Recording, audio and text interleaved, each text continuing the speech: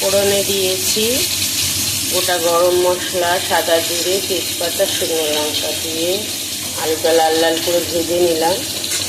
আমাদের কোপ্তা কারি তো এখানে রেডি। এবার মশলা কষানো প্রায় হয়ে গেছে। সামান্য জল দিয়ে মশলাটাকে ভালো করে কষিয়ে নিচ্ছি যাতে পুড়ে না যায়। মশলা দিয়ে একটা সুন্দর গন্ধ বেরিয়েছে। মশলা দিয়ে তেলও ছেড়েছে, দেখো বন্ধুরা, এত সুন্দর তেল বেরিয়েছে মশলা থেকে। তাতেই বোঝা যায় যে রান্নাটা প্রায় হয়ে এসছে। মশলা দিয়ে তেল ছেড়া মানে মশলা রান্না প্রায় শেষের দিকে। কোপ্তার ঝোল ফুটে গেছে। এবার একে একে কোপ্তাগুলো দিয়ে দেবো।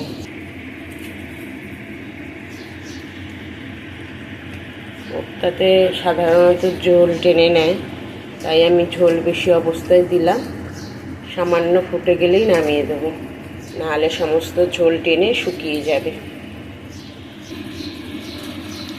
নামানোর আগে দেব সামান্য ঘি আর ঘরে তৈরি গরম মশলা।